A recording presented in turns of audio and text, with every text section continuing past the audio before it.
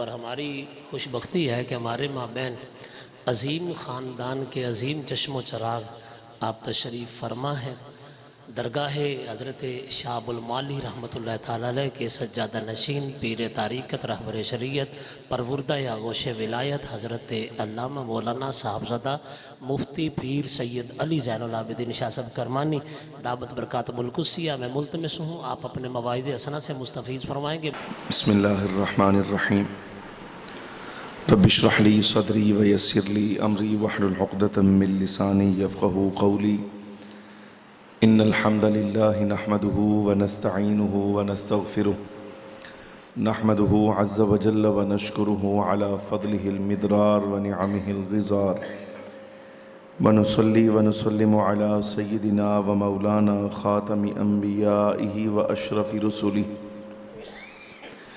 सय्यिदिना व नबीना व मौलाना मुहम्मदिनिल मुस्तफ़ल मुख्तार फ़हुव ख़ियारुम मिन ख़ियार सल्लल्लाहु तआला व बारक व सल्लम अलैहि व अला आलिहिल अत्हार व सहाबतिहिल अबरार अल मुहाजिरीन मिनहुम वल अंसार व ताबिईन व मन तबिअहुम बि इहसानिन मा तआक़बल लैलु वन नहार। अम्मा बअदु फ़अऊज़ु बिल्लाहि मिनश शैतानिर रजीम। बिस्मिल्लाहिर रहमानिर रहीम। व तक़ल्लुबक फ़िस्साजिदीन। सदक़ल्लाहु मौलानल अज़ीम व सदक़ रसूलुहुन नबियुल करीम व नहनु अला ज़ालिका लमिनश शाहिदीन वश्शाकिरीन वल मुतमइन्नीन वल मूक़िनीन वल आमिलीन वल्हम्दुलिल्लाहि रब्बिल आलमीन। इन्नल्लाह व मलाइकतहु युसल्लूना अलन नबी या अय्युहल्लज़ीना आमनू सल्लू अलैहि व सल्लिमू तस्लीमा। अस्सलातु वस्सलामु अलैका या सय्यदी या रसूलल्लाह व अला आलिका व अस्हाबिका या सय्यदी या हबीबल्लाह। अस्सलातु वस्सलामु अलैका या सय्यदी या रसूलल्लाह व अला आलिका व अस्हाबिका या सय्यदी या हबीबल्लाह। अस्सलातु वस्सलामु अलैका या सय्यदी या रहमतल लिल आलमीन व अला आलिका व अस्हाबिका या सय्यदी या शफ़ीअल मुज़निबीन।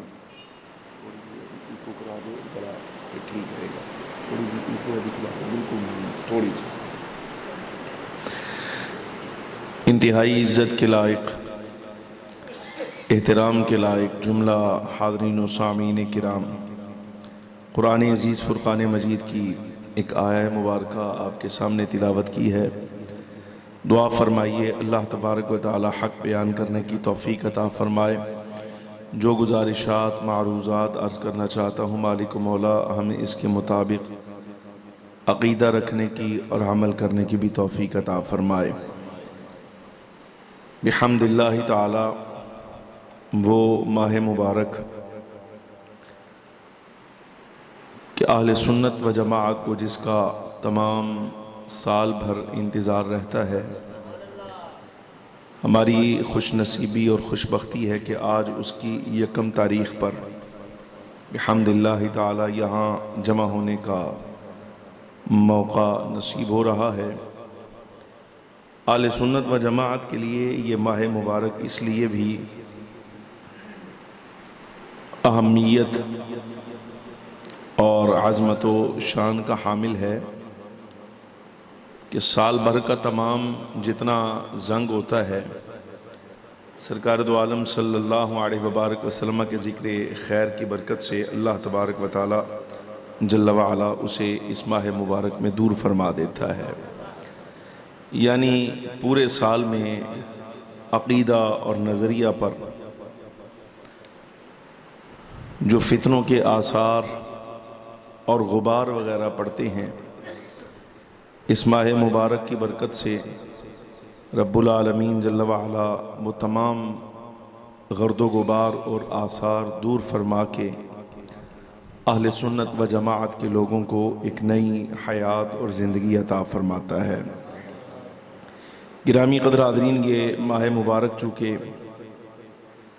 हुज़ूर पुरनूर सय्यदुल आलमीन सल्लल्लाहु अलैहि वबारक वसल्लम की इस कायनात में जलवागरी और विलादत शरीफा और ज़हूर के साथ निस्बत रखता है।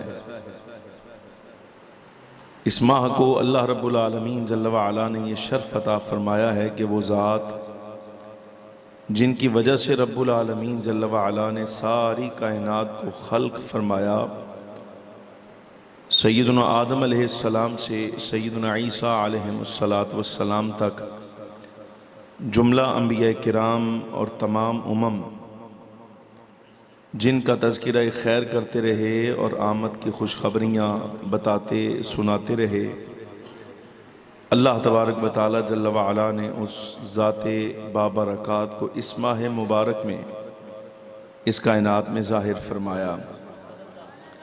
उम्मत मुहम्मदिया अला साहिबिहा अस्सलातु वस्सलाम का इससे बड़ा बख्त और अज़ीम नसीबा क्या हो सकता है कि सरकार दो आलम नूर मुजस्सम सल्लल्लाहु अलैहि वबारक वसल्लम का फरमान बरहक है। इमामुल अंबिया सल्लल्लाहु अलैहि वबारक वसल्लम फरमाते हैं, हदीस मुबारका का मफ़हूम है, फरमाया कि मैं अंबिया में से सबसे आखिरी नबी हूँ। मैं अंबिया में से सबसे आखिरी नबी हूँ और ए मेरी उम्मत तुम्हारी खुश नसीबी के तुम्हारे हिस्से में आया हूँ। मैं अंबिया में से सबसे आखिरी नबी हूँ और ए मेरी उम्मत तुम्हारी खुश नसीबी के तुम्हारे हिस्से में आया हूँ। फरमाया तुम उम्मतों में से सबसे आखिरी उम्मत हो और मेरे हिस्से में आए हो। औ कमा क़ाला अलैहिस्सलातु वस्सलाम।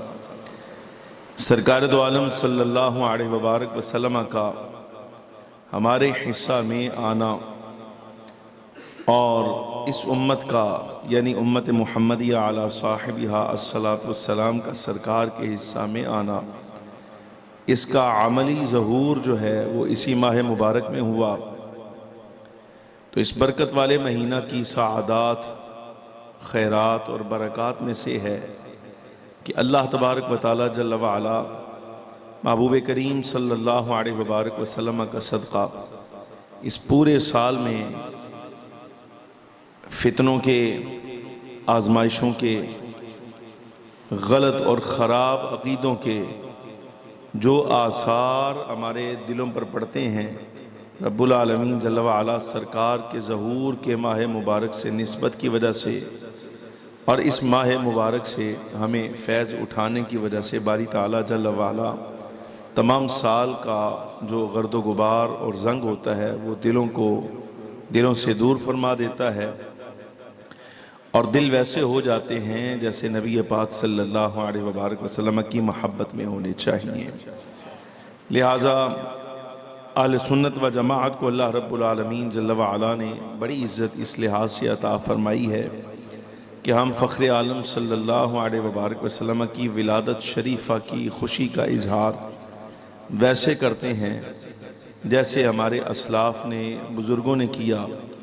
अवाम क्या करती है उसके साथ हमारा कोई ताल्लुक़ नहीं। जो बेअदबी भी नबी पाक सल्लल्लाहु अलैहि वबारक वसल्लम की निस्बत का नाम लेकर की जाए, मसलक हक़ का ऐसी खुशी के साथ और ऐसी बिदात के साथ और इस ख़राबी के साथ किसी किस्म का कोई ताल्लुक़ नहीं। अलबत्ता यहाँ मस्जिद में बैठना या बाहर सड़क में या किसी बाग में बैठना, वहाँ आप सल्लल्लाहु अलैहि वबारक वसल्लम की विलादत शरीफ़ा के वाक़यात ज़िक्र करना, सरकार की शानों का इजहार करना, हुज़ूर के नसब की तहारत बयान करना, वालिदैन करीमैन का ज़िक्र खैर करना, फ़ख्र आलम सल्लल्लाहु अलैहि वबारक वसल्लम का मोजज़ात जो है वो याद करना, ज़िक्र करना, फिर उसके बाद सरकार के वसीला से दुआए खैर करना, दुरूद सलाम पढ़ना, सरकार का नाम आने पर ख़ास विलादत की घड़ी में खड़े हो जाना और इसके साथ अवाम में सलीक़ा के साथ और एहतराम के साथ मीठा या कुछ भी लंगर तकसीम करना, बिहम्दिल्लाहि ताला ये अल्लाह तबारक व ताला जल्ल व अला की बारगाह में बड़ी नेकियों में से एक बहुत बड़ी नेकी है जिसकी जज़ा अल्लाह तबारक व ताला जल्ल व अला क़यामत के दिन अता फरमाएगा। चंद कलिमात बतौर बुनियाद के आज की रात की मुनासिबत से मैंने अर्ज़ कर दिए हैं। बस इसी तसलसल के साथ आज की ये जो नशिस्त है गिरामी क़द्र हाज़रीन, इसका उन्वान मोहतरमुल मकाम इज़्ज़त मआब जनाब कारी मोहम्मद यासिर जमाल साहिब ने जो मेरे ज़िम्मे लगाया वो हुज़ूर पुरनूर सय्यदुल आलमीन सल्लल्लाहु अलैहि वसल्लम के वालिदैन करीमैन का तज़किरा खैर है, यानी हज़रत सय्यदना अब्दुल्ला और सय्यदा आमिना सलामुल्लाहि अलैहा। अल्लाह तबारक व तआला जल्ल व अला ने सारी कायनात में से अव्वलीन व आखिरीन में से बतौर वालिद के सय्यदना अब्दुल्ला और बतौर वालिदा के सय्यदा आमिना सलामुल्लाहि अलैहा का इंतखाब फरमाया।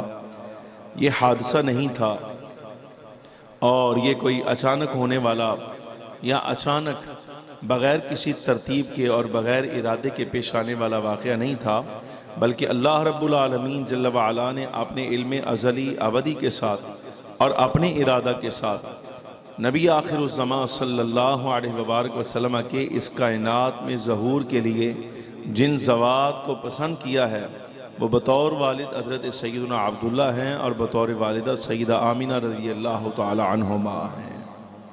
तवज्जो मेरी तरफ रहनी चाहिए। बाहर से मेहमान आते रहेंगे, बैठते रहेंगे, लेकिन मेरे ख़्याल में से इनमें से कोई भी ऐसा नहीं होगा जिसको आपने नहीं देखा सिवाय मेरे। सबको आपने देखा होगा, मुझे नहीं देखा होगा और मालूम नहीं दोबारा आप मुझे यहाँ देखेंगे कि नहीं देखेंगे। इसलिए अगर आज आप मेहरबानी फरमाएं मुझे देखें तो ये ज़्यादा बेहतर है। कुर्सी पर बैठा हूँ, सारे बंदे नज़र आ रहे हैं। मैं बड़े धीमे लहजे में आज का तज़किरा खैर करना चाहता हूँ। इसमें किसी किस्म का आज मेरा इरादा नहीं है कि मैं तकरीरी अंदाज़ इख्तियार करूँ। यहाँ इस इलाके में बेशुमार वाक़यात और मैं जो है प्रोग्राम अज़ीज़म कारी यासिर जमाल साहिब के तवस्सुस से क़िबला शाह साहब मौजूद हैं। मेरे ख़्याल से अब कोई मस्जिद ऐसी रह नहीं गई जहाँ मैंने तकरीर नहीं की। तकरीरें कर चुका हूँ, लेकिन आज तकरीर नहीं करना चाहता। खालिसतन सादे अंदाज में आप सल्लल्लाहु अलैहि वसल्लम के वालिदैन करीमैन का तज़किरा करना चाहता हूँ ताकि याद भी रहे, समझ भी आए। इसमें आप अहबाब की तवज्जो दरकार है। मेरी गुजारिश है कोई ऐसा काम न कीजिएगा जिसकी वजह से मेरी तवज्जो आपकी तरफ हो जाए और जो चीज़ें मैं आपके सुपुर्द करना चाहता हूँ वो जो हैं वो मेरी ज़ुबान से आपकी समाअत तक आने से रह जाएँ। गिरामी क़द्र हाज़रीन, नबी पाक सल्लल्लाहु अलैहि वसल्लम के वालिदैन करीमैन सरकार दो आलम सल्लल्लाहु अलैहि वसल्लम की बारगाह में इतने मुकर्रम और मुहतरम हैं। इमाम इब्नुल जौज़ी बसनद दईफ़ आपने इस रिवायत को नकल किया। हाफिज़ सखावी रहमतुल्लाह अलैह ने भी इस पर कलाम किया। बसनद दईफ़ ये रिवायत कुतुब हदीस में मौजूद है। जुमला समझिएगा। नबी पाक सल्लल्लाहु अलैहि वसल्लम ने इरशाद फरमाया, अगर मैं नमाज इशा में हूँ, अगर मैं नमाज इशा में हूँ और फातिहा शरीफ पढ़ चुका हूँ, इस दौरानिए में अगर मेरे वालिदैन आज मौजूद होते या उनमें से कोई एक, दोनों मौजूद होते या कोई एक, मैं नमाज इशा में होता, फातिहा शरीफ तिलावत कर चुका होता और वो या मोहम्मद कहकर अगर मुझे बुलाते तो इमामुल अंबिया सल्लल्लाहु अलैहि वसल्लम फरमाते हैं नमाज छोड़कर मैं पहले अपने वालिदैन का हुक्म पूरा कर। इसी लहजे में बस गुफ्तगू करनी है आपके साथ। नमाज इशा, सारी नमाजें अहम हैं, फजर भी अहम है, ज़ोहर असर भी अहम है, मगरिब इशा भी अहम है, लेकिन अभी आप नमाज इशा के बाद यहाँ बैठे हैं ना, नमाज इशा के बाद, तो शायद हो सकता है आपको इस चीज़ का इदराक हो कि आपके यहाँ आदत यह है खाना नमाज इशा के बाद खाना है। घर वालों के साथ तफसीली मेल मुलाकात पूरे दिन के बाद इसी दौरानिए में होनी है। पूरे दिन में क्या अहवाल पेश आए, क्या खर्च किया, क्या आया, क्या गया, और कौन मेहमान बना, कौन घर से कैसे बाहर गया, और सारे दिन के जितने मामलात हैं इसकी खबरगिरी नमाज इशा के बाद होनी है। आपने आराम भी करना है तो नमाज इशा के बाद करना है। नमाज इशा ऐसी नमाज है कि जिसके बाद बहुत सारे ऐसे काम होते हैं जो बंदे ने करने होते हैं। नबी पाक सल्लल्लाहु अलैहि वसल्लम फरमाते हैं इस इशा की नमाज के दौरान, बाद में नहीं, ये नहीं फरमाया कि इशा की नमाज के बाद अगर मुझे कोई कहे, ना, हुजूर फरमाते हैं ऐन इशा की नमाज में मैं होता और फिर सूरह फातिहा की तिलावत भी कर चुका होता। मतलब ये नहीं कि अभी इकामत की तैयारी में है या तकबीर तहरीमा से पहले की बात है ना। हुजूर फरमाते हैं तकबीर तहरीमा हो चुकी हो और नमाज हो चुकी हो, शुरू हो। हुजूर फरमाते हैं मैं मुसल्ला इमामत पे हूँ या खुद अपनी नमाज पढ़ रहा हूँ। ऐसे में अगर मेरे वालिदैन में से मुझे कोई एक बुलाता तो फ़ख्र आलम सल्लल्लाहु अलैहि वसल्लम फरमाते हैं कि मैं नमाज छोड़कर जाके उनकी हाजत को पूरा करता अगर वो या मोहम्मद कहकर मुझे याद फरमाते।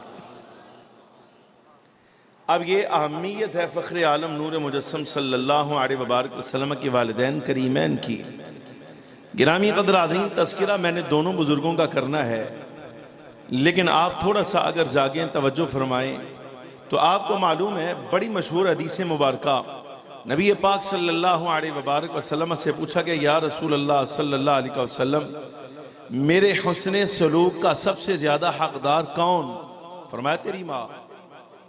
या रसूल अल्लाह फिर कौन? फरमाया फिर तेरी माँ। मेरे आका फिर कौन? फरमाया फिर तेरी माँ। 6 बारी फरमाने के बाद 3 मरतबा वालिदा का तज़किरा करने के बाद चौथी बार जिस वक्त साहिल ने पूछा कि हुजूर चौथी मरतबा हकदार कौन है, तो उस वक्त फ़ख्र आलम सल्लल्लाहु अलैहि वसल्लम ने फरमाया तुम्हारा बाप, यानी 3 मरतबा 3 गुना हक है बनिस्बत बाप के वालिदा का तुम पर कि 1 2 3 मरतबा हक पहले जो है वो वालिदा का अदा किया जाए, फिर बाप की तरफ तवज्जो की जाए।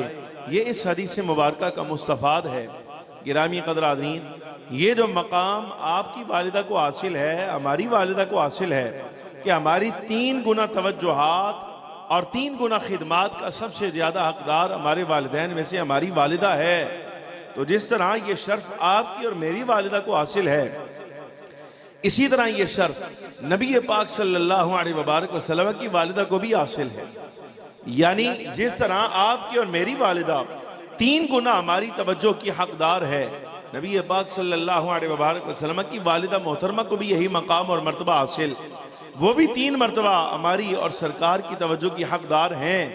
इस हदीस मुबारका से देखा जाए तो हक ये बनता है कि आज की गुफ्तगू का आगाज मैं सईदा आमीना सलामुल्लाहि अलैहा की जात से करूं, लेकिन मैं इस तवज्जो से हटकर और इस अंदाज से हटकर पहले तज़किरा सईदा आमीना का नहीं बल्कि आज पहले तज़किरा हज़रत अब्दुल्ला का करना चाहता हूं। इसमें भी हिकमत है और वो हिकमत ये है कि अगर से बिल्कुल ठीक बात है 3 मरतबा हकदार तो सईदा आमीना सलामुल्लाहि अलैहा हैं।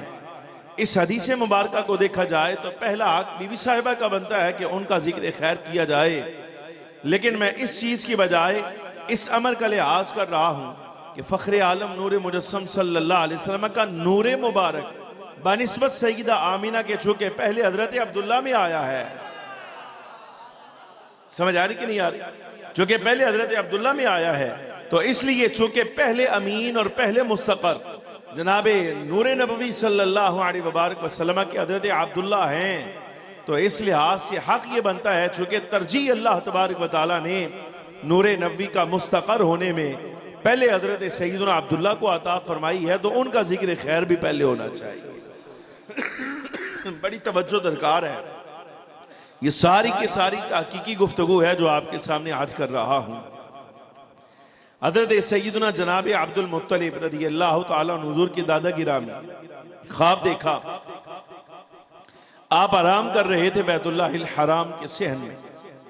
ख्वाब आया और ख्वाब इतना हैबतनाक था, इतना जलाल वाला, इतना हैबत वाला कि आप जाग गए, घबराहट के साथ उठे और उठकर बहुत ज्यादा परेशानी का इजहार किया कि ये आज मैंने कैसा ख्वाब देख लिया है।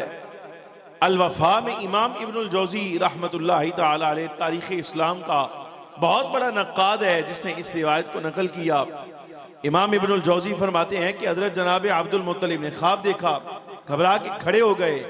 उस जमाने में हाल ये होता था और लोगों की आदत थी को ख्वाब देखा होता या कोई ऐसा बड़ा अमर पेश आता तो किसी काहिन या काहिना के पास, यानी नजूमी, ये जो हाथ देकर या सितारे देखकर आने वाले हालात के बारे में पेशगोई किया करते हैं, इनके पास जाते और पूछते कि बताओ हमारे ख्वाब का नतीजा और इसकी ताबीर क्या है।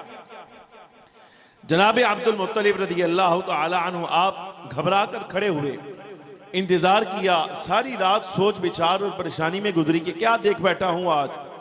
तो सुबह हुई तो उस जमाने में यानी आपके दौर में जो सबसे बड़ी काहिना थी, नामवर काहिना, इतनी बड़ी, आप अंदाजा कीजिए।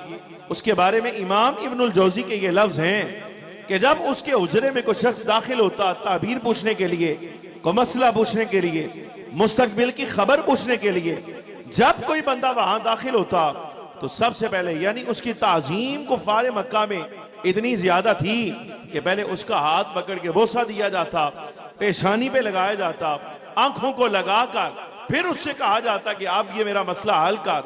सुबह हुई, जनाब अब्दुल मुत्तलिब जो कि सरदार कुरैश थे, आप सरदार थे, तो आप उसके उजरे में जिस वक्त दाखिल हुए तो फौरन उसने चेहरा देखा तो अपने मकाम से उठ खड़ी हुई, कहने लगी आज सरदार को क्या हुआ कि मुझ जैसी एक काहिना के जो है वो उजरे में आ गए हैं, खैरियत हो, को मसला है, को परेशानी है। चेहरे से भी घबराहट के आसार नजर आ रहे हैं। जनाब अब्दुल मुत्तलिब आगे आए और कहा दरअसल आज तुमसे आया हूं मुलाकात के लिए, मैं ख्वाब की ताबीर तुमसे पूछना चाहता हूं। कहा क्या देख बैठे हमारे सरदार ऐसे कि उस ख्वाब ने आपको परेशान कर दिया है, आप हैरान हैं, घबराहट का शिकार हैं, क्या देख बैठे हैं आप। तो जनाब अब्दुल मुत्तलिब ने ख्वाब बयान किया, तवज्जो के साथ समाअत फरमाइए।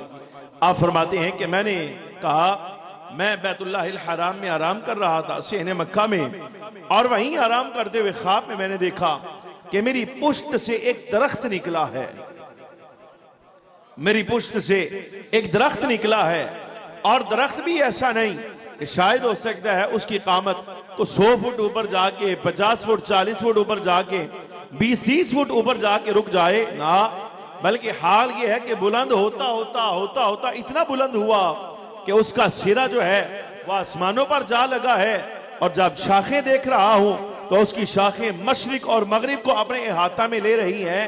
ताज्जुब की बात है, मैं तो परेशान हो गया कि मैं क्या देख बैठा हूं। इसकी ताबीर, तवज्जो है, तवज्जो दरकार है, तवज्जो चाहिए, इधर उधर नहीं, मेरे वाल देखना, तवज्जो मेरे वाल रखनी। आज मैंने ख्वाब ये देखा है कि पुश्त से एक दरख्त निकला है मेरी सुल्ब से, और इतना बुलंद हुआ कि जो है उसका सर आसमान को जा लगा, और उसकी टहनियां शाखें जो हैं वो मशरिक और मगरिब का अहाता किए हुए हैं। और मैंने देखा कि जब कोई कुफार और कुरैश का कोई बंदा उस दरख्त के करीब जाने लगता है तो एक हसीन और जमील नौजवान ऐसा, आज से पहले मैंने उस जैसा खूबसूरत बंदा देखा ही कोई नहीं। एक तो ये बात, और दूसरा हाल ये है कि उसकी जैसी खुशबू जो है वो आज तक मैंने कभी किसी से मुअत्तर मैंने नहीं सूंघा, इससे ज्यादा को खुशबू वाला हो। जैसे ही कोई बंदा उसके करीब आता है उस दरख्त को काटने के लिए या उसकी किसी शाख को नुकसान पहुंचाने के लिए, तो ये हसीन और जमील अच्छी खुशबू वाला आगे आता है, किसी का मुंह तोड़ देता है, किसी की पुश्त तोड़ देता है, किसी को कुछ करता है, लेकिन उस दरख्त की हिफाजत कर रहा है। अजीब बात। और जब मैं उस दरख्त के करीब गया तो उसने मेरे साथ को नुकसान वाला अमल नहीं किया, अलबत्ता यह है कि मेरा हाथ पकड़ा, और हाथ पकड़ के वो कहने वाला मुझे कहता है कि तुम्हारा इस दरख्त से कोई नसीब नहीं है, आप भी पीछे हट जाइए। इतने में ख्वाब जो है वो खत्म हुआ और जाग आ गई मुझे। ताबीर बताओ इसकी। जनाब अब्दुल मुत्तलिब रज़ी अल्लाह तआला अन्हु हुज़ूर के दादा फरमाते हैं कि जब इस ख्वाब का इजहार किया तो मैंने देखा काहिना खुद परेशान है। मैंने कहा ताबीर बता इसकी। तो वो कहने लगी मजबूर थी इसलिए कि आप सरदार मक्का थे। मुझे कहा सरदार साहिब बात ये है, हमें जो समझ आया है वो ये कि जो आपकी पुश्त से दरख्त निकला है, ताबीर इसकी ये समझ आ रही है कि अन करीब अल्लाह तबारक व तआला जल्ल व अला तुम्हारी सुल्ब से, तुम्हारी पुश्त से और तुम्हारी नस्ल से एक फर्द फरीद ऐसा खड़ा करेगा, कोई मर्द हक ऐसा आएगा कि सारी कायनात उसके जेरे हुक्म आ जाएगी, कोई शय उसके हुक्म से बाहर नहीं आएगी, और अगर कोई नुकसान पहुंचाना चाहेगा नुकसान नहीं पहुंचा सकेगा, और रब्बुल आलमीन जल्ल व अला इसको इतना बुलंद करेगा कि हुक्म उसका आसमानों को जा लगेगा और शाखें इतनी फैल जाएंगी कि मशरिक और मगरिब का कोई कोशा उसके हुक्म और तालीमात से खाली नहीं रह जाएगा।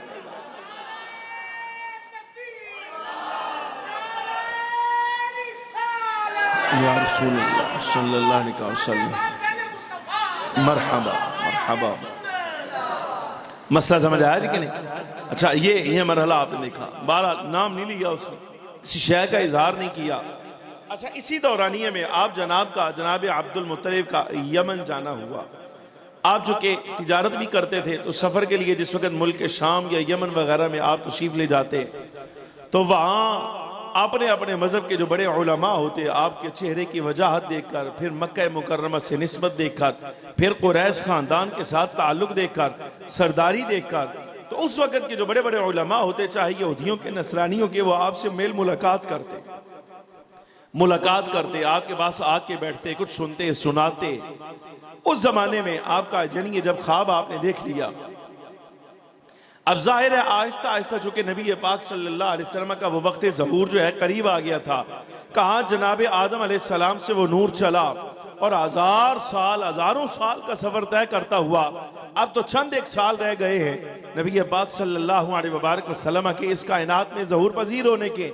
और सैयदना आदम से लेके इस ज़माने तक कोई वक्त ऐसा नहीं था कि फ़ख्र आलम सल्लल्लाहु अलैहि वसल्लम की आमद के तज़किरे जो हैं वो इस कायनात में ना किए गए हों। कोई दौर खाली गुजरा ही नहीं था।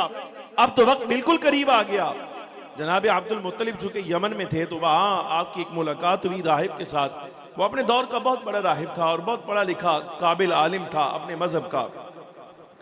मुलाकात हुई और मुलाकात पर आपकी मर्तबा पहले भी मिला हुआ था, लेकिन अब जबकि उसने जनाब अब्दुल मुत्तलिब का चेहरा देखा तो चेहरा देखने के बाद उसने कहा कि अगर आप इजाजत दें तो मैं आपके जिस्म के कुछ हिस्से देखना चाहता हूं।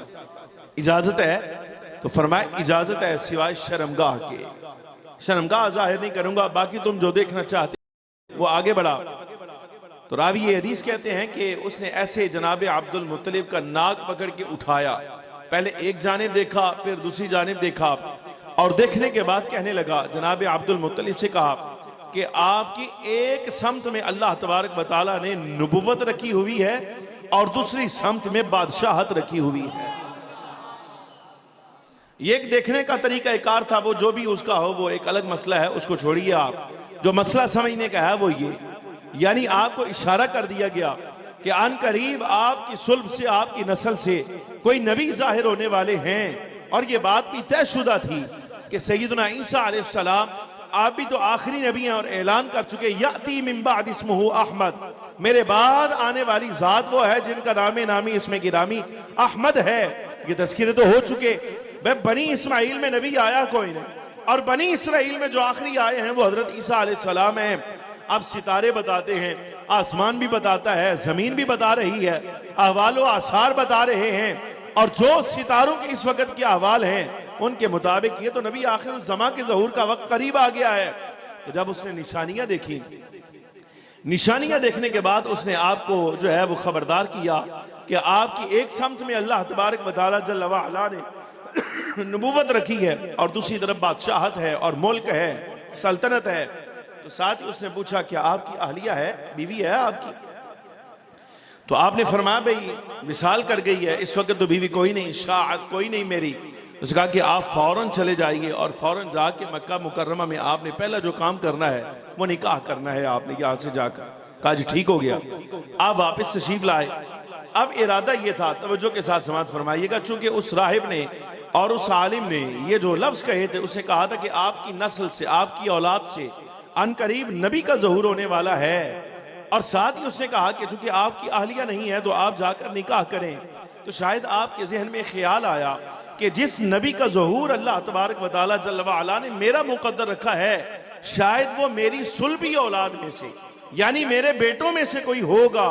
तो आपने खुद जाकर फौरन अपना भी निकाह किया, लेकिन एहतियातन इसमें दूसरा एहतमाल ये था कि शायद हो सकता है मेरी सुल्ब से ना आए, मेरी औलाद में से किसी की औलाद के दौर पर उस नबी आखिर उस ज़मा का ज़हूर हो जाए। तो आपने उनको भी साथ लिया, अपनी औलाद को भी साथ बिठाया। सारे ब्याह बड़े शादीशुदा थे, लेकिन उनमें एक शहजादे हजरत सैयदना अब्दुल्ला रज़ी अल्लाह तआला अन्हु आपका निकाह नहीं हुआ था।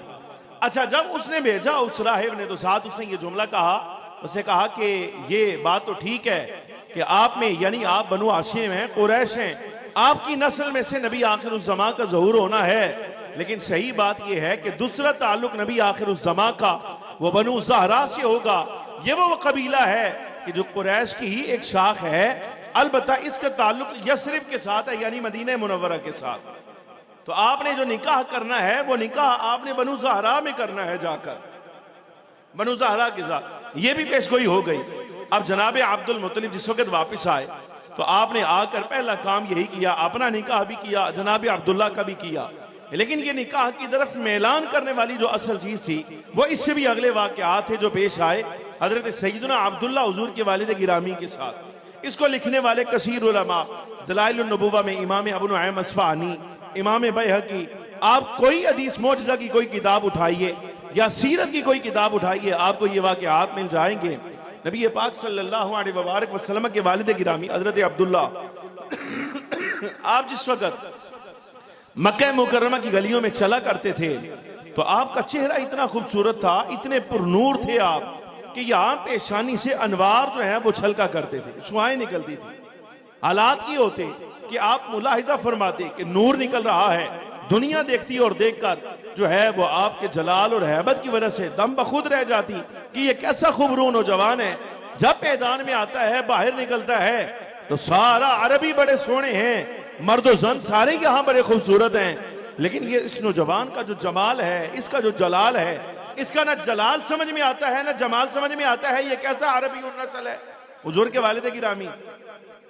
अच्छा, बहरहाल होता था यहाँ से जो है वो एक नूर का इजहार। नबी पाक सल्लल्लाहु अलैहि वसल्लम मक्का मुकर्रमा की गलियों में जिस वक्त आप बाहर आए, सरकार की विलादत शरीफा के अय्याम चूंकि करीब आ रहे थे और निकाह आपका हुआ नहीं था, तो यहाँ हजरत वर्का बिन नौफिल रदियल्लाहु ताला अन्हु, हजरत वर्का ये साबका किताबों के बड़े आलिम थे। नबी पाक सल्लल्लाहु अलैहि वसल्लम के जिक्र खैर पर इन्होंने बहुत कुछ पढ़ा हुआ था कि सरकार की विलादत जो है वो करीब आ गई।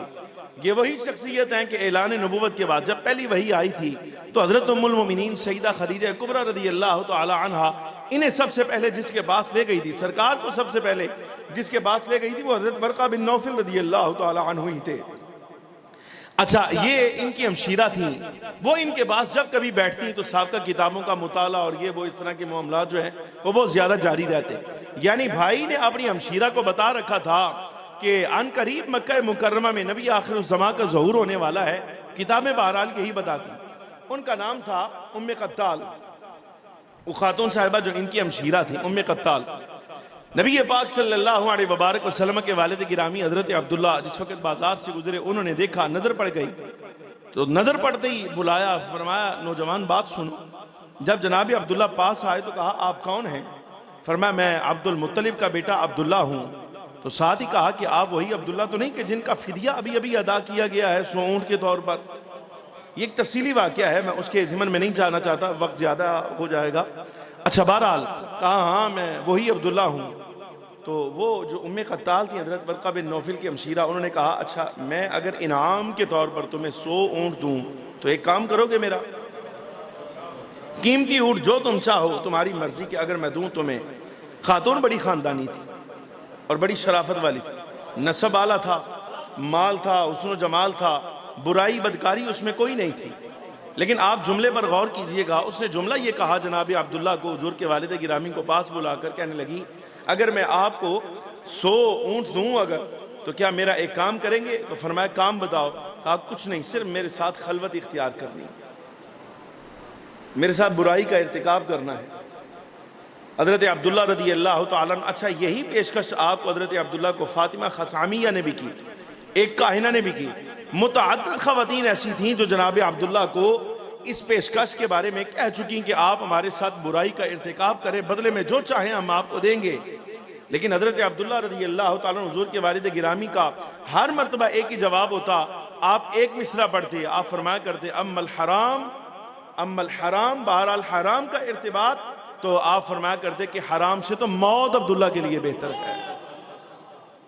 ये जाहिलियत में जहां बुराई आम, हर तरह की बदकारी आम, किसी किस्म का कोई फर्क ही नहीं पड़ता। हजरत जनाब अब्दुल्ला ऐन जवानी के आलम में आप फरमाया करते ये जुमला कि हराम से तो अब्दुल्ला के लिए मौत बेहतर है, और रही हलाल तो इसकी कोई सूरत नजर नहीं आती, इसलिए कि मैं अपने वालिद की मर्जी का खिलाफ नहीं कर सकता।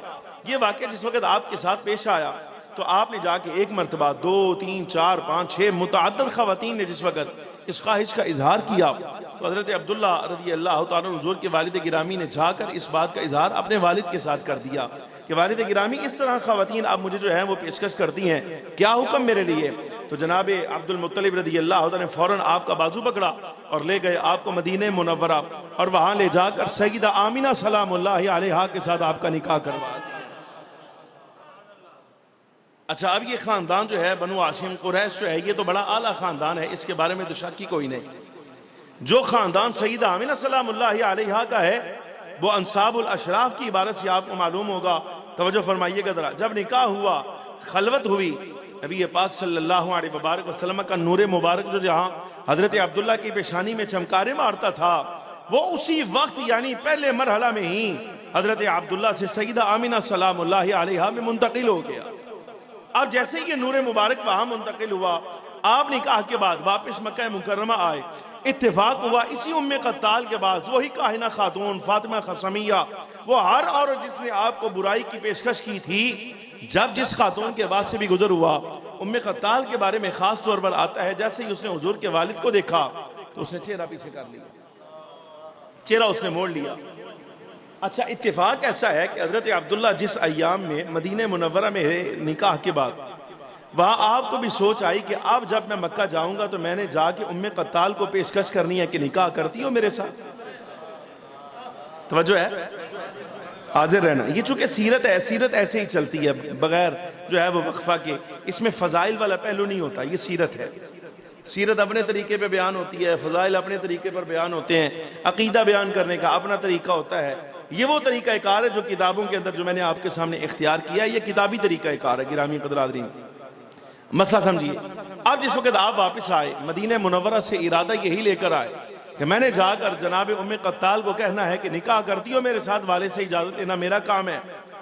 तो आप जिस वक्त आए तो देखा कि वो जिसके साथ आप निकाह का इरादा लेकर आए उसने चेहरा ही पीछे कर लिया है। तो आप पास आए, फरमाया क्या बात है। पहले तो देखकर बुराई के इर्तिकाब की तो मुझे दावत दिया करती थी, आज जबकि मैं निकाह के इरादे से मक्का में दाखिल हुआ हूं तो तुमने देखकर चेहरा फेर लिया है, क्या अब मुझ में तुम्हें कोई हाजत नहीं रह गई, कोई ख्वाहिश नहीं रह गई। तो उस खातून ने कहा कि एक बात ये पहले याद रखना, जुमला सुनिएगा उस खातून का। उसने कहा मैं कोई बदकारा तो नहीं थी, मैं कोई बदकारा नहीं थी, मैं कोई फाहिशा नहीं थी, ये बुराई का इर्तिकाब करना ये मेरी आदत नहीं थी, और मैं शरीफ खानदान से ताल्लुक रखती हूँ, बड़े खानदान से मेरा ताल्लुक है। लेकिन बात असल ये है कि जब भी मैं अपने भाई हजरत वर्का के पास बैठती थी तो मुझे जनाब वर्का बिन नौफल रज़ी अल्लाह तआला अन्हु कुतुब समाविया खोल कर, यानी तौरात इंजील खोल के मेरे सामने रखकर मुझे बताया करते कि आन करीब नबी आखिरुज़्ज़मा का मक्का में ज़हूर होने वाला है। वो ज़ात जिसके लिए अल्लाह ने ये सारी कायनात बनाई है, आन करीब वो इस दुनिया में तशरीफ लाने वाले हैं। ए अब्दुल्ला, जब तुम मेरी निगाह के सामने से गुजरते थे तो जो निशानियां और अलामात जनाबे वर्का बिन नौफल मेरे भाई ने मुझे बताई, वो अनवार तो मुझे तुम्हारी पेशानी में नजर आया करते थे, वो अनवार मुझे तुम्हारी पेशानी में नजर आते थे।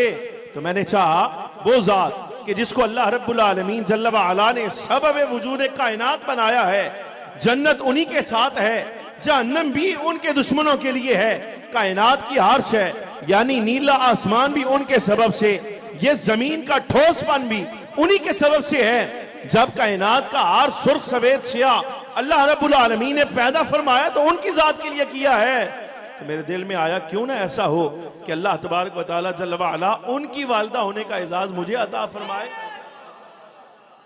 मैंने तो पेशकश तुम्हें इसलिए की थी, लेकिन एक बात तो बताओ, जब तुम यहां से गए हो मेरी पेशकश के बाद तुम यहां से कहां गए थे, ये तो बताओ भला। हज़रत जनाब अब्दुल्ला ने फरमाया कि मेरे वालिद को मैंने जाकर बताया तो उन्होंने फौरन मदीने मुनव्वरा ले जाकर मेरा निकाह जो है वो सईदा आमिना के साथ कर दिया। दो बातें यहाँ पर कहीं इसी हज़रत उम्मे कत्ताल ने दो बातें यहाँ पर। उम्मे कत्ताल कहने लगी ये बात याद रखना, ठीक है मेरी ख्वाहिश अपनी जगह रही, लेकिन अगर तुम्हारा निकाह जो है वो सईदा आमिना के साथ हुआ है तो अब मुझे यही मालूम होता है खल्लाक़ आलम यही चाहता है कि सारी कायनात में अव्वलीन व आखिरीन में नबी आखिरुज़्ज़मा की वालिदा होने का शर्फ आमिना बिनते वहाब के लिए होना चाहिए। और मैं कसम उठाकर कहती हूं मेरी शराफत और पाक दामनी पाकीज़गी अपनी जगह रही, लेकिन इंसाफ का जुमला ये है, इंसाफ का तकाजा ये कि वो ज़ात जिसके लिए अल्लाह तबारक व तआला ने सारी कायनात बनाई है, उनकी वालिदा अगर होनी चाहिए तो आमिना बिन्ते वहाब जैसी होनी चाहिए, और हो ही कोई नहीं। अल्लाहु अकबर या रसूलुल्लाह सल्लल्लाहु अलैहि वसल्लम। गिरामी क़दरात, ये लफ्ज़ से उसका है ना कि अंसाबुल अशराफ की ये इबारत है। उसने कहा कि इस वक्त सारी कायनात में देखा जाए तो बनु ज़हरा जैसी ख़वातीन जो हैं वो किसी कबीले में नहीं आई, और बनु ज़हरा में भी अगर नजाबत का, शराफत का, इल्म का, अमल का, रूहानियत का, ज़ाहिर व बातनी पाकीज़गी का, हुस्न व जमाल का, यानी अव्वलीन व आखिरीन में इस ज़माने में अगर इन सारे औसाफ़ आलिया का इस वक्त अगर कोई मजहर नजर आ रहा है तो वो सईदा आमिना सलामुल्लाहि अलैहा है। नबी आखिरुज़्ज़मा की वालिदा जो है वो आमिना बिन्ते वहाब जैसी होनी चाहिए। मेरा इरादा अपनी जगह रहा, लेकिन मैं ये समझती हूँ कि फ़ख्र आलम सल्लल्लाहु अलैहि वसल्लम के इस कायनात में ज़हूर के लिए अल्लाह रब्बुल आलमीन सल्लल्लाहु अलैहि ने बतौर बाप के, ए अब्दुल्ला तुम्हें पसंद किया है, और नबी आखिरुज़्ज़मा की वालिदा के दौर पे जिसको पसंद किया गया है वो सईदा आमिना सलामुल्लाहि अलैहा है। हज़रत अमीर मुआविया रज़ी अल्लाह तआला अन्हु का दौर था। अब ये वाक़या देखिएगा, अल्लाह तबारक व तआला जल्ल व अला ने कैसा कैसा हुस्न इंतज़ाम जो है वो सईदा आमिना के लिए और हज़रत अब्दुल्ला रज़ी अल्लाह तआला अन्हुमा के लिए पैदा फरमाया। हज़रत अमीर मुआविया का दौर था। कुछ अहबाब जो हैं वो मस्जिद में बैठे आपस में बात कर रहे थे कि ये जो कुरान अजीज़ ने जिसको ज़बीह कहा है, ज़बह करने के लिए, ये कौन शख्सियत है? आपस में इख्तिलाफ हो गया। बाज़ों ने कहा हज़रत इसहाक़ अलैहिस्सलाम, बाज़ बोले हज़रत सैयदना इस्माईल अलैहिस्सलाम। इख्तिलाफ हुआ। इस इख्तिलाफ के दौरानिए में जब आपस में बात चली तो इसी दौरानिए में हज़रत अमीर मुआविया रज़ी अल्लाह तआला अन्हु दाखिल मजलिस हुए। आप मजलिस में तशरीफ़ लाए। आपने पूछा, फरमाया ये किस बात का शौर है, ये किस बारे में इख्तिलाफ चल रहा है, तुम्हारी आपसी बात किस बारे में चल रही है? इस पर वो आज़रीन ने कहा कि जी हम बात कर रहे हैं कि ज़बीहुल्लाह कुरान अजीज़ ने जिनको कहा है वो हज़रत अब्दुल्ला, ये हज़रत सैयदना इस्माईल हैं या हज़रत इसहाक़ अलैहिस्सलाम है? दोनों में से कौन? एक जमात कहती है हज़रत इसहाक़ हैं और दूसरी जमात कहती है कि हज़रत सैयदना इस्माईल अलैहिस्सलाम है। हज़रत अमीर मुआविया रज़ी अल्लाह तआला अन्हु आप फरमाने लगे कि इस मसले का जो हल है वो तुम इल्म वालों पर छोड़ दो। इल्म वाले यानी वो खुद अपनी ज़ात की तरफ इशारा था कि मुनसिफ पर छोड़ दो, फैसला तुम्हारा मैं किए देता हूँ। तो कहा जी कीजिए, फैसला क्या है? आप फरमाते हैं मैं नबी पाक सल्लल्लाहु अलैहि वसल्लम की बारगाह में बैठा था, असहाब भी बैठे हुए थे।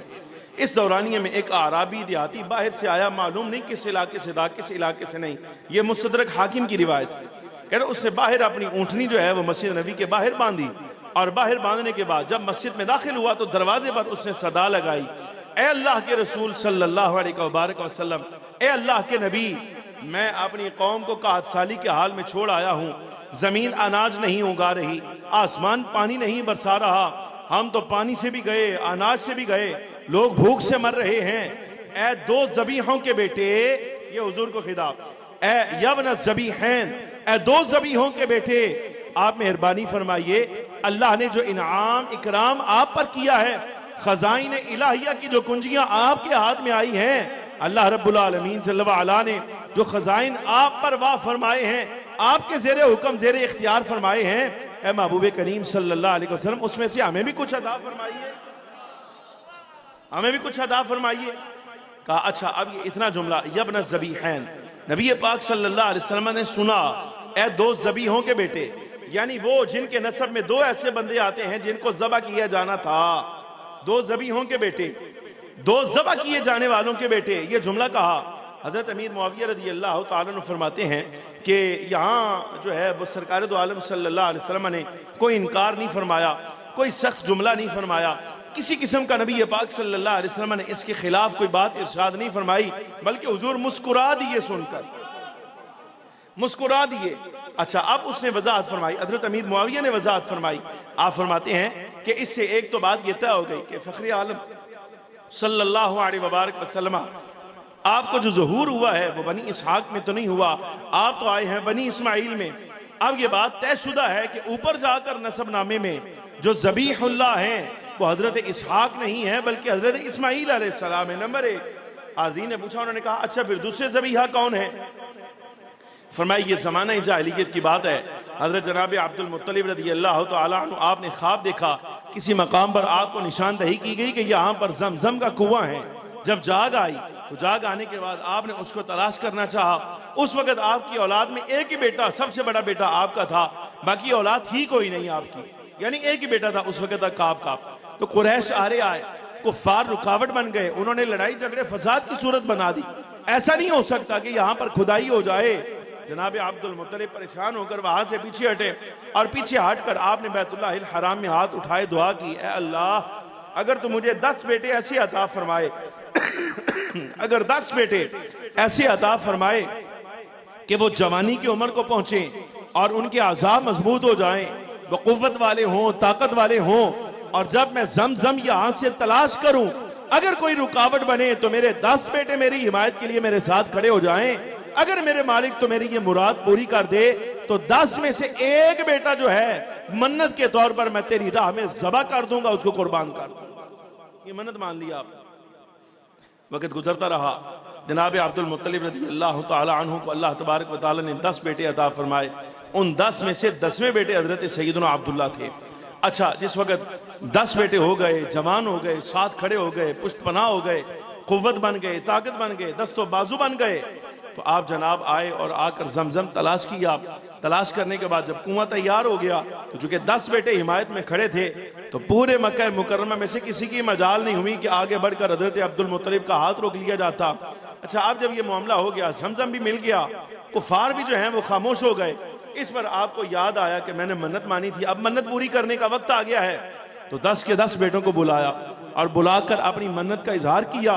तो सीरत निगार ये लफ्ज लिखते हैं कि 10 बेटों में से वो पहला बेटा जो खड़ा हुआ और खड़े होकर जिसने ये लफ्ज कहे कि ठीक है अब्बा जान, हम आपकी मन्नत पूरी करने के लिए और आपको कसम से बरी जिम्मा करने के लिए आप सारे के सारे हाजिर हैं। 10 में से जो सबसे पहला बेटा खड़ा हुआ, फरमाया वो सबसे छोटा शहजादा हजरत अब्दुल्ला रज़ी अल्लाह तआला अन्हु। आप खड़े हुए। अच्छा, जब खड़े हो गए अब कुरा डाला गया। कुरा डाल के जिस वक्त यानी पूरा मक्का इकट्ठा हो गया कि सरदार जो है वो अपने बेटे को ज़बह करने लगे हैं, तो अच्छा वो आहले मक्का इकट्ठे हो गए। जब कुरा डाला गया, पर्चियाँ डाली गई, पहली मरतबा कुरा निकाला तो नाम निकला हजरत अब्दुल्ला रज़ी अल्लाह तआला अन्हु का। अब थे ये सबसे ज्यादा लाडले, सबसे ज्यादा मोहब्बत वाले। आप अंदाजा फरमाइए 10 के 10 बेटों के नाम पढ़िए। अजीब बात यह है कि 10 बेटों में से किसी का नाम ऐसा नहीं है अब्दुल फलाना अब्दुल फलाना अब्दुल फलाना। 10 बेटों में से हजरत अब्दुल्ला अकेले हैं जिनका नाम अब्दुल्ला रखा है हुजूर के वालिद गिरामी रज़ी अल्लाह तआला अन्हु का। अच्छा, बहरहाल तवज्जो फरमाइए जरा। तो वो जिस वक्त अब ज़बह करने की बारी आई तो उस वक्त जनाब अब्दुल्ला रज़ी अल्लाह तआला अन्हु के नाम कुरा निकल आया। अब जब हुक्म पूरा करने के लिए आपको ले जाने लगे तो कुरैश आड़े आगे फरमाया अब्दुल्ला को नहीं, अब्दुल्ला नहीं, दोबारा कुरा डाला जाए। अब दोबारा कुरा डाला गया तो फिर नाम आपका निकला, फिर आपका निकला। जितनी मरतबा कुरा अंदाजी की गई नाम निकला हजरत अब्दुल्ला रज़ी अल्लाह तआला अन्हु का। अल्लाह का फैसला यही है, आपको ही ज़बह किया जाएगा। तो अब आपके ननियाल आड़े आए और उन्होंने आकर कहा कि ऐसा ना कीजिए बल्कि आप किसी से मशवरा कर लीजिए। उस वक्त फिर किसी काहिन के साथ मशवरा किया गया तो उसने कहा ऐसा करो, एक तरफ एक पर्ची पर लिखो 10 ऊंट और दूसरी तरफ जनाब अब्दुल्ला का नाम, पर्ची डालो और पर्ची डाल के उसको हिला के तो पर्ची निकालो। अगर जनाब अब्दुल्ला का नाम निकल आए तो ज़बह ना करना बल्कि दूसरी तरफ 10 ऊंट बढ़ा देना। अगर फिर पर्ची निकालने पर हजरत अब्दुल्ला का नाम निकले तो फिर यहां 10 ऊंट बढ़ा देना।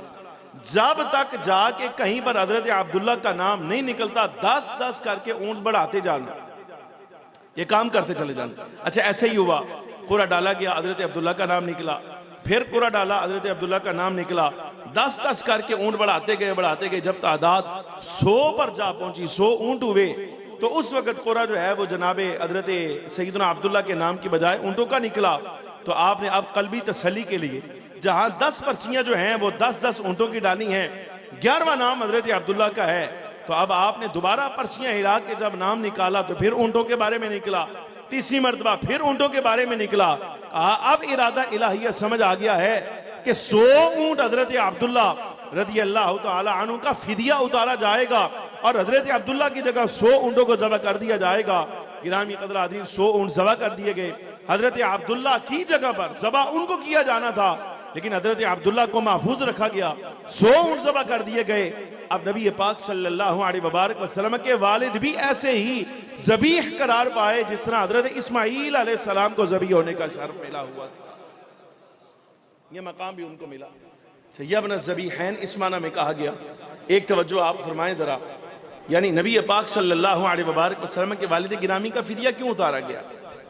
मैं आपसे अर्ज कर रहा हूँ, ये इल्मी तौर पर इल्मी मैदान में उतर के अर्ज कर रहा हूँ आपके सामने, समझने की बात है। अगर कुर्रा किसी और के नाम का निकला होता तो कभी भी जो है वो ऊँटों का कुर्रा जो है ना वो ना निकलता, कभी भी ऐसा ना होता। बल्कि ये सूरत भी कभी पेश ना आती कि फिदिया दे दिया जाए, कभी इस बात तक नौबत ही ना आती और बेटा ज़बह कर दिया जाता। लेकिन बात यह है कि अगर हजरत अब्दुल्ला को ज़बह कर दिया जाता तो कायनात बनाने का मकसद ही जो है वो फौत हो जाता। कायनात तो बनाई थी नबी पाक सल्लल्लाहु अलैहि वसल्लम के लिए, सरकार चूंकि अभी इस कायनात में तशरीफ लाए ही नहीं और हजरत अब्दुल्ला की पेशानी में नूर मुबारक जो है वो चमक रहा है। अगर ये नूर मुबारक सईदा आमिना में मुंतकिल होने से पहले जनाब अब्दुल मुत्तलिब को ज़बह कर दिया जाता, हजरत अब्दुल्ला को ज़बह कर दिया जाता, तो फिर कायनात का मकसद बनाने का फिर क्या रह जाता?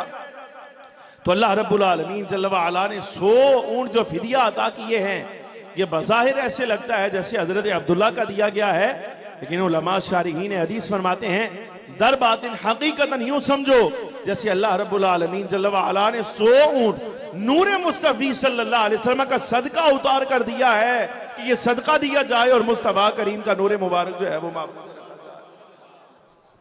हजरत अब्दुल्ला रज़ियल्लाहु तआला अन्हु आपके वालिद गिरामी ने आपको भेजा, निकाह हो गया, नूर मुबारक मुंतकिल हो चुका। सईदा आमिना सलामुल्लाहि अलैहा आप वालिदा करार पा चुकी। गिरामी क़दर उस दौरानिये में हज़रत अब्दुल्ला को जनाब अब्दुल मुत्तलिब ने मदीना मुनव्वरा भेजा, चूँकि आहले मदीना खजूरों का काम करते थे, यहाँ खजूरें बहुत ज़्यादा होती थी, तो यहाँ भेजा कि जाओ जाकर कुछ खजूरें ले आओ। हज़रत अब्दुल्ला 18 बरस उम्र थी आप जनाब की उस वक्त। तवज्जो है, आप जवानी का आलम देखिएगा कैसा होगा। अल्लाहु अकबर कि वो नूर मुबारक जिस पेशानी में चमका है, फिर अरब का नौजवान 18 बरस का और बादशाही ख़ानदान का, शाही ख़ानदान को नौजवान, सबसे ज़्यादा लाडला, सबसे ज़्यादा महबूब, और इन सब निस्बतों से बढ़कर नबी पाक सल्लल्लाहु अलैहि वसल्लम का वालिद होना, इससे बड़ी निस्बत और क्या हो सकती थी। गिरामी क़दर 18 साल नौजवान शख्सियत भेजा कि आप जाकर मदीना मुनव्वरा से कुछ खजूरें ले आए। हज़रत अब्दुल्ला आए, सख्त गर्मियों के अय्याम थे, यहाँ आपको बुखार हुआ और यहीं आपने विसाल फरमाया। हज़रत अब्दुल्ला विसाल फरमा गए। दार नाबिगा में आपकी तदफीन हो गई, काफ़िले वाले साथ थे। दार नाबिगा ये जन्नतुल बकी शरीफ, अल्लाह आपको ले जाए। जिस वक्त आप जन्नतुल बकी शरीफ से नीचे उतरते हैं, एक कौल के मुताबिक यहाँ एक कमरा था, हुजरा था, और एक कौल के मुताबिक जहाँ नबी पाक सल्लल्लाहु अलैहि वसल्लम के सलामी पेश करने के लिए आप मुआजा शरीफ से दाखिल होते हैं ना, बाबुस्सलाम से, ये बाबुस्सलाम के पास कोई ऐसा हुजरा था जहाँ दारे नाबिगा मौजूद था, और यहाँ हज़रत अब्दुल्ला हुजूर के वालिद गिरामी की तदफीन अमल में आई। 18 साल नौजवान, बड़ी तवज्जो तलब बात है।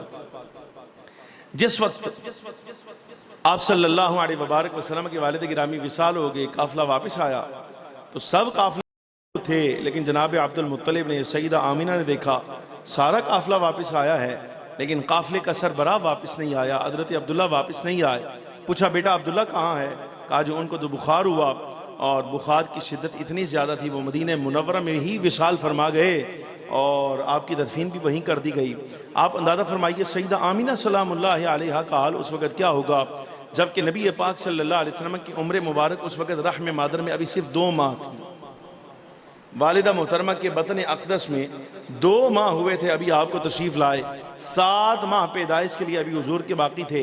तो सईदा आमिना सलामुल्लाहि अलैहा ने इस बात को बड़ा जो है वो महसूस फरमाया, लेकिन चूँकि अरब थे तो अरबों के यहाँ शायरी जो है वो आम थी। ये मेरी अपनी किताब है, ये जितने अहवाल आपके सामने आज कर रहा हूँ ये सारे के सारे अपनी किताब से आज कर रहा हूँ, और ये है वालिदैन करीमैन सल्लल्लाहु अलैहि वसल्लम पर। हज़रत सईदा आमिना सलामुल्लाहि अलैहा ने कुछ अशआर कहे। गिरामी क़दर आदरीन, आप इससे थोड़ा सा अंदाज़ा कीजिएगा। एक तो सईदा आमिना की फसाहत और बलागत कैसी है, कैसी फसीहा बलीगा हैं आप। यानी ऐसा नहीं है कि सिर्फ ज़ाहरी हुस्न जमाल और ख़ानदानी शराफत ही ना, मैंने कहा इल्मी अमली लिहाज से उस वक़्त पूरी रूए ज़मीन पर सईदा आमिना सलामुल्लाहि अलैहा का सानी कोई औरत ही कोई नहीं। इतनी बड़ी शख्सियत थी आप सईदा आमिना सलामुल्लाहि अलैहा। आपने फिर को 4-6 अशार कहे हज़रत सैयदना अब्दुल्ला रज़ी अल्लाह तआला अन्हु की शान में, और उसमें आपका मकाम बयान किया। मैं सिर्फ तर्जमा आज करता हूँ इसलिए कि अभी सिर्फ हज़रत वालिद गिरामी सैयदना अब्दुल्ला के हालात कुछ बयान किए हैं, सारे भी नहीं किए, बरकत के लिए कुछ आपके सामने अर्ज किया है। सईदा आमिना की बारगाह में भी अभी खिराज अक़ीदत पेश करना है। गिरामी क़दर आदीन, जुमला आपने कहा, आपने फरमाया सरज़मीन बतहा के पहलू में, सरज़मीन बतहा यानी मदीने मुनव्वरा के पहलू में आले हाशिम का फ़ख्र हज़रत अब्दुल्ला गुम हो गया। आले हाशिम का फ़ख्र सरज़मीन बतहा के पहलू में गुम हो गया, यानी विसाल कर गया, और लाहद के हम जवार हुआ, यानी उन्होंने लाहद और कब्र को जीनत बख्शी है। जबकि ये विसाल उस वक्त हुआ, वो बता रही हैं कि जब विसाल हुआ है तो उस वक्त आपकी तबीयत और मिजाज का आलम क्या था। फरमाया ये लाहद के हम जवार उस वक्त हुआ जबकि अज़मत व सखावत में सर अबुर्दा हो चुका था, यानी पूरे बैतुल्लाहिल हराम में अब्दुल्ला जैसा सखी था ही कोई नहीं कि उस जैसी को नज़ीर तलाश की जाती। मौत ने उन्हें दावत दी, एक इस्तिआरा था, मौत ने उन्हें दावत दी तो उन्होंने उसकी दावत को कबूल कर लिया। अगला जुमला जो आपने कहा है, आप इस जुमले पर गौर कीजिएगा कि हज़रत अब्दुल्ला पूरे अहले मक्का में बल्कि पूरी रोए ज़मीन में उस वक़्त आपका क्या मकाम होगा। सईदा आमिना ने कहा मौत ने लोगों में से हाशिम के फर्जंद का कोई जानशीन और दूसरा उन जैसा छोड़ा ही कोई नहीं पूरी रोए ज़मीन पर। मौत ने बनु हाशिम के फ़ख्र जैसा दूसरा छोड़ा ही कोई नहीं। बवक्त शब उनका जनाजा उठाया गया, दोस्त उन्हें एक हुजूम में ले जा रहे थे। हवादिसे ज़माना ने यानी बीमारी ने एक ऐसी शख्सियत को मौत से जो दो चार किया जो सखी युत्तबा थे और बहुत ज़्यादा मेहरबान शख्सियत थे और ज़्यादा नरम मिजाज थे। ये जुमला कहा गया, ये आपने अशआर कहे। और फिर उसके बाद सईदा आमिना सलामुल्लाहि अलैहा 7 माह तक नबी पाक सल्लल्लाहु अलैहि वसल्लम की परवरिश आपने फरमाई। सईदा आमिना का कुछ तज़किरा तो मैंने कर दिया सरसरी तौर पे। यहाँ एक बात आपके सामने आज करना चाहता हूँ। इन 7 माह का हाल जो है वो सईदा आमिना सलामुल्लाहि अलैहा ने खुद भी इरशाद फरमाया। मैं इमाम राजी रहमतुल्लाह अलैह की एक इबारत और तबक़ात कुबरा की एक इबारत आपके सामने बरकत के लिए आज करता हूँ। उस वक़्त अहले मक्का की आदत थी कि जब कोई खातून हामिला हो जाती थी, जो जिस तरह ऐसे नहीं होता, मिसाल के तौर पर कारी यासिर जमाल साहब को कोई बंदा आकर कहे कि हमारे यहाँ खैर के आसार हैं, तावीज़ दीजिए ताकि अल्लाह तबारक व तआला हमल महफूज रहे, जच्चा बच्चा महफूज रहे। कारी यासिर साहब से आगे कहा जाए को तावीज़ बना कर दीजिए तो कारी साहब को तावीज़ बना देते हैं।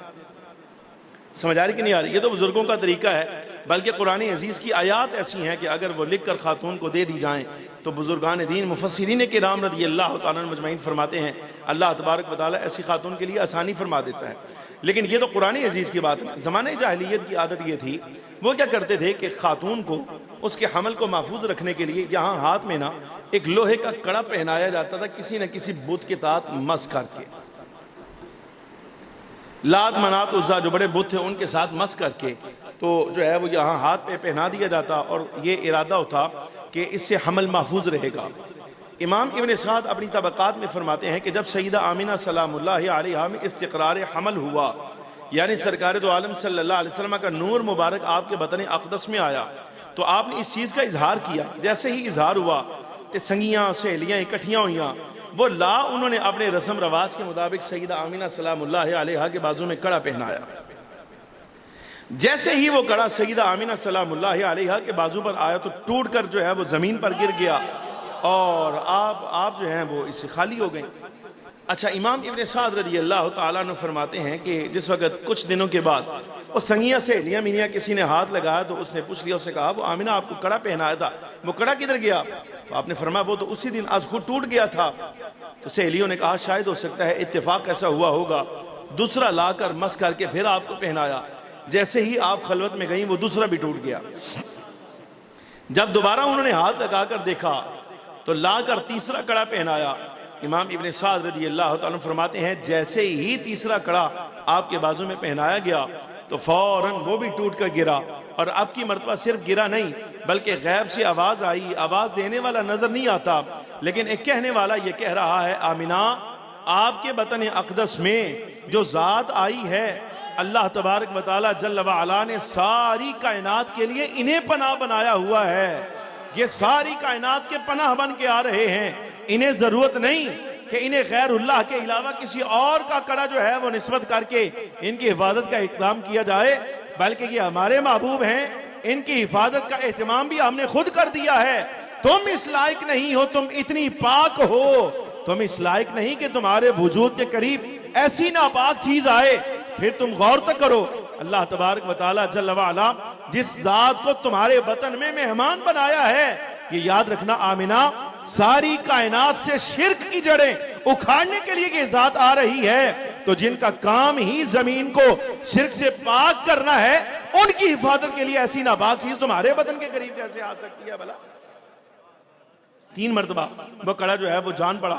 और इसके अलावा सईदा आमिना सलामुल्लाह अलैहा ने जो जो वाकयात जिक्र फरमाए, आप फरमाते हैं कि 9 माह का अमल इतना दौरानिया गुजरा। तो कहना आप अहबाब तजर्बाकार हैं, आप में से हर कोई जो यहाँ बैठा है वो बाप की हैसियत से बैठा है, जो समझदार अहबाब हैं उनको मालूम है ये अय्याम ऐसे हो जाते हैं कि 4 माह के बाद जिस वक्त बच्चे में रूह आ जाती है, ग्रोथ शुरू हो जाती है, तो 6 महीने, ये 5 महीने तो खातून सो नहीं सकती सीधी तरीके से। एक तरफ करवट ली जाए तो लगता है जैसे सर का दबाव आ गया है, दूसरी तरफ करवट ली जाए तो शायद पाँव का कोई मसला हो गया है, कि शायद बच्चे का जो एंगल है वो तब्दील हो गया है, सोया नहीं जाता।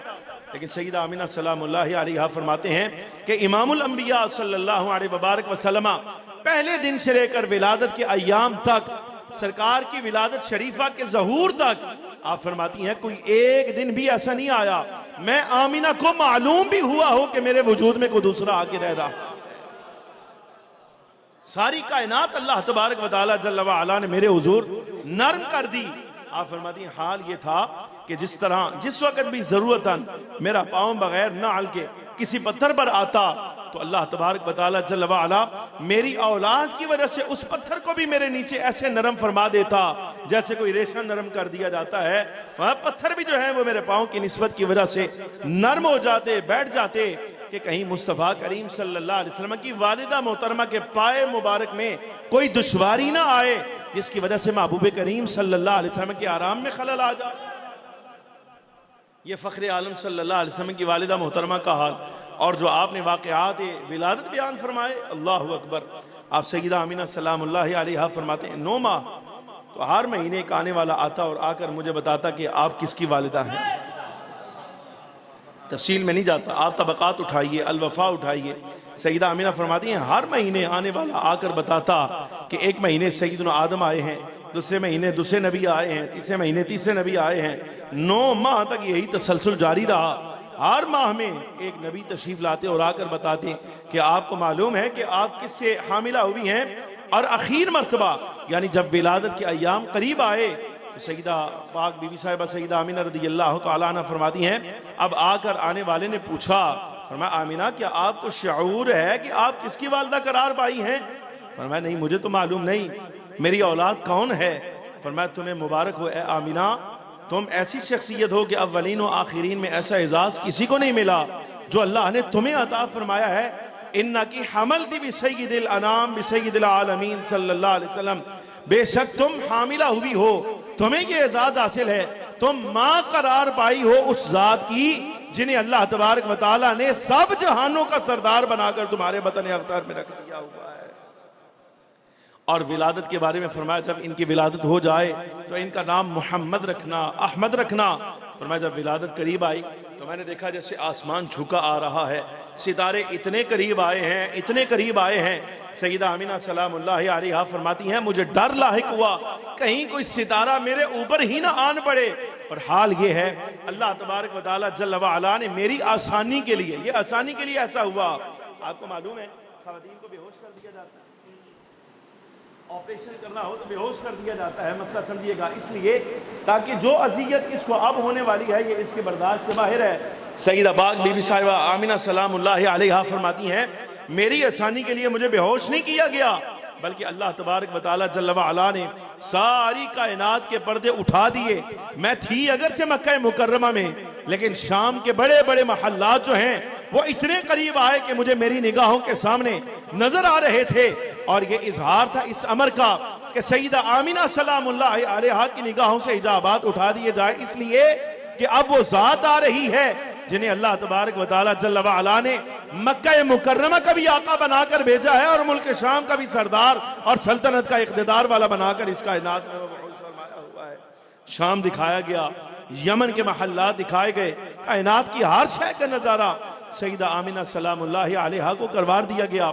और उस वक़्त जबकि फ़ख्र आलम सल्लल्लाहु अलैहि वसल्लम की विलादत शरीफा का वक्त बिल्कुल करीब आ गया, तो ऐलान करने वाला ऐलान करता है, सारी कायनात मुतवज्जे हो जाए कि अब इस कायनात में वो आ गए हैं जिनके लिए अल्लाह ने ये सारी बज़म सजाई हुई। आखिरी एक बात आपके सामने अर्ज करना चाहता हूँ। मैं 6 साल स्किप कर रहा हूँ यहाँ से, 6 साल, यानी 6 साल वाक़यात सईदा आमिना सलामुल्लाहि अलैहा के छोड़ रहा हूँ। जैसे ही विलादत मुबारक हुई तो चंद अय्याम अदर बीबी साहिबा सईदा आमिना सलामुल्लाहि अलैहा ने आप सल्लल्लाहु अलैहि वसल्लम को अपने सीने मुबारक से ग़िज़ा दी, दूध पिलाया। गिरामी क़दरादीन, उसके बाद सईदा हलीमा सादिया रज़ी अल्लाह तआला अन्हा के हवाले कर दिया गया। सईदा आमिना सलामुल्लाहि अलैहा, अब चूँकि बीबी साहिबा सईदा हलीमा सादिया रज़ी अल्लाह तआला अन्हा आपको ले गई कबीला बनी साद में, वहाँ परवरिश पाई। 2 साल के बाद नबी पाक सल्लल्लाहु अलैहि वसल्लम को ले आई और ला के अर्ज़ किया कि सरकार दो आलम सल्लल्लाहु अलैहि वसल्लम की हिफाजत मेरे लिए बहुत मुश्किल है, मेरे लिए बहुत मुश्किल है कि मैं नबी पाक सल्लल्लाहु अलैहि वसल्लम की निगहदाश्त करूँ, इसलिए कि मुझे डर है ये कोई आम नो मौलूद नहीं है, इनकी कैफियत आम बच्चों जैसी नहीं है, इसलिए कि मैंने बहुत कुछ देखा है। फरमाया क्या कुछ देखा है? सईदा आमिना मुस्कुरा के पूछती हैं, फरमाया क्या कुछ देखा है हलीमा तुमने? अर्ज़ किया मैंने हाल देखा है, जिस कमरे में मैं इस नो मौलूद को ले जाऊँ मेरा सारा घर तारीक रहे, सो रहे, जिस कमरे में ये नो मौलूद जलवा फरमा होते हैं वहाँ चिराग जलाने की ज़रूरत ही नहीं पड़ती, वहाँ नूर निकलता है तो इनके चेहरों से अल्लाह तबारक व तआला कमरे को मुनव्वर फरमा देता है। ग़िज़ा की ज़रूरत इनको नहीं है, हम इनकी परवरिश क्या करेंगे, बल्कि ये तो हमारे पालनहार बनकर इस कायनात में तशरीफ़ लाए हैं, ये हमारी परवरिश कर रहे हैं।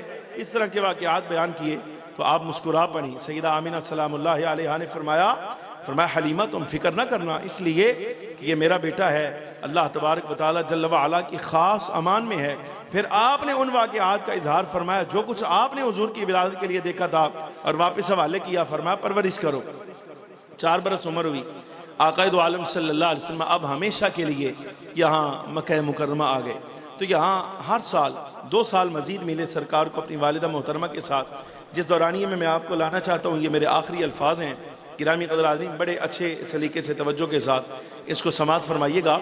सईदा आमिना सलामुल्लाहि अलैहा हर साल हज़रत अब्दुल्ला रज़ी अल्लाह तआला अन्हु वालिद गिरामी की कब्र की ज़ियारत के लिए सरकार को ले जाया करती थी, हर साल ले जाया करती। जबकि उम्र सरकार दो आलम सल्लल्लाहु अलैहि वसल्लम की 6 बरस हुई। अब ये दूसरा, चूँकि ननियाल भी था, आपका मैका था वो मदीना मुनव्वरा, सरकार के वालिद गिरामी की वहाँ ख़बर भी थी। अब जब इस सफ़र से सईदा आमिना सलामुल्लाहि अलैहा वापसी पलटी, काफ़िला था साथ, सईदा उम्मे ऐमन थी, नबी पाक सल्लल्लाहु अलैहि वसल्लम की उम्र मुबारक उस वक़्त 6 बरस थी। अब वाह ये 180 किलोमीटर एक मकाम है मक्का मुकर्रमा और मदीना शरीफ के दरमियान, मदीना मुनव्वरा से बाहर पुराने रास्ते पर अबवा शरीफ बुहैरा अरब के साथ ये इलाका लगता है। जब इस मकाम पर काफ़िला पहुँचा तो सईदा आमिना सलामुल्लाहि अलैहा हुज़ूर की वालिदा मोहतरमा को बुखार हुआ। इस बुखार में आपका विसाल हो गया। विसाल से पहले सरकार को बुलाया, पास बिठाया और पास बिठाकर फ़ख्र आलम सल्लल्लाहु अलैहि वसल्लम के साथ कुछ मोहब्बत का, उल्फत का इजहार फरमाया। उस वक़्त जो अल्फाज हज़रत सईदा आमिना सलामुल्लाहि अलैहा ने कहे, गिरामी क़दरादीन, वो सुनाना चाहता हूँ, उस पर बात मुकम्मल। पास बिठाया, 6 बरस उम्र। आप तसव्वुर कीजिए, इमामुल अंबिया सल्लल्लाहु अलैहि वसल्लम 6 बरस उम्र है, सय्यदुल अव्वलीन वल आखिरीन है।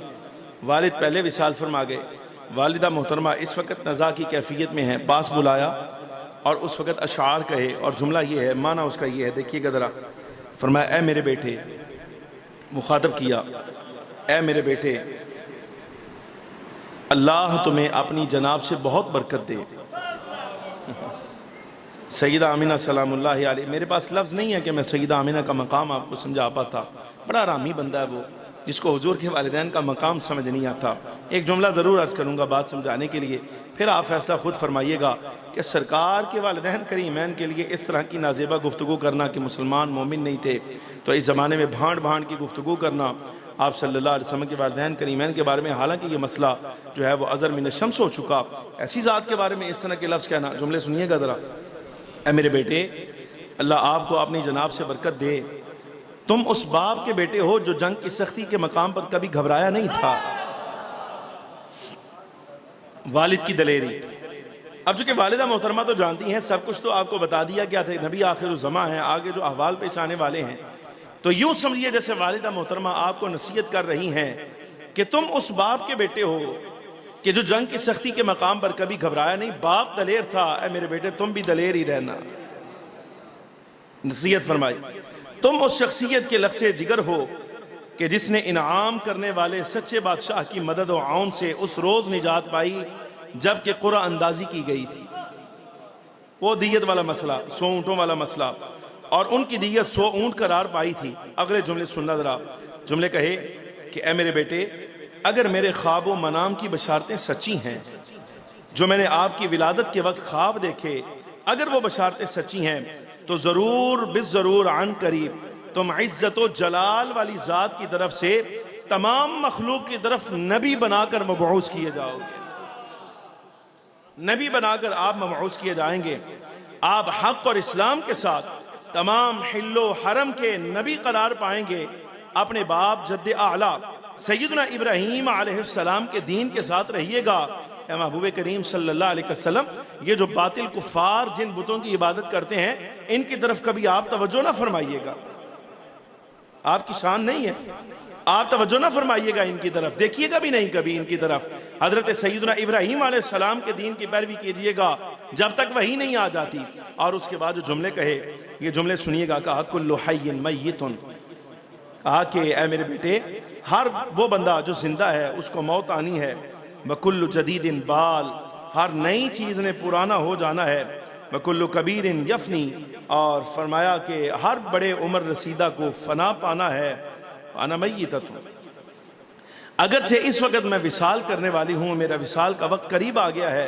जुमला आगे फरमाया वज़िक्री बाक़िन, अगरचे मेरा विसाल होने वाला है लेकिन कायनात में मेरा जिक्र कभी भुलाया नहीं जाएगा, इसलिए वज़िक्री बाक़िन, और मेरा जिक्र हमेशा बाकी रहेगा, इसलिए कि इस दुनिया में रुए जमीन पर जो भलाई और खैर मैं तुम्हारी सूरत में छोड़ी जा रही हूं, जहां जहां तुम्हारा जिक्र किया जाता रहेगा, तुम्हारी मां आमिना को भी सारी कायनात याद।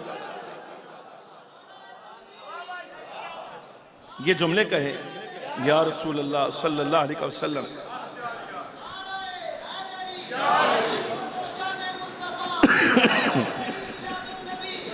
मैं विसाल करने वाली हूं। ये मुशरिका के लफ्ज होते हैं कि हजरत इब्राहीम अलैहिस्सलाम के दीन के पैरोकार रहना, बुतों की तरफ तवज्जो न करना, ये मुशरिकों के लफ्ज होते हैं।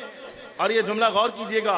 कहा अगरचे मैं विसाल करने वाली हूं, वज़िक्री बाक़िन, मेरा जिक्र बाकी रहेगा। क्यों बाकी रहेगा?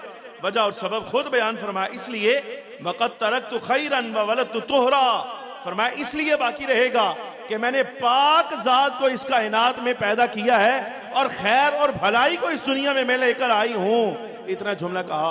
सुम्मा मातत, फिर आपका विसाल हो गया।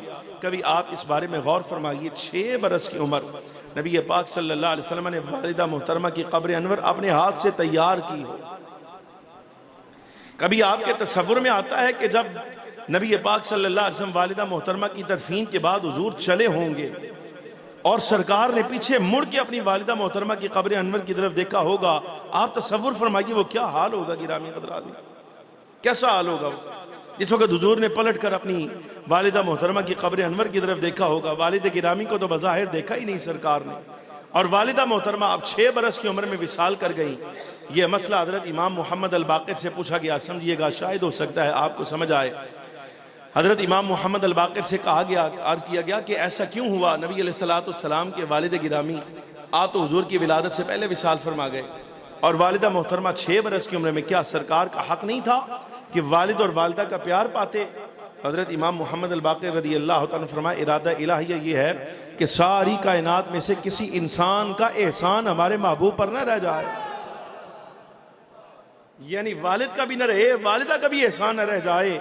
हमारे महबूब करीम सल्लल्लाहु अलैहि वसल्लम के लिए इस कायनात में हम खुद जो काफ़ी हैं, तो फिर सहारे की क्या ज़रूरत है। इसलिए वालिदा मोहतरमा को भी विसाल और वालिद गिरामी को भी विसाल। ये जुमला कभी समझिएगा, शायद हो सकता है आपके दिल में घर कर जाए।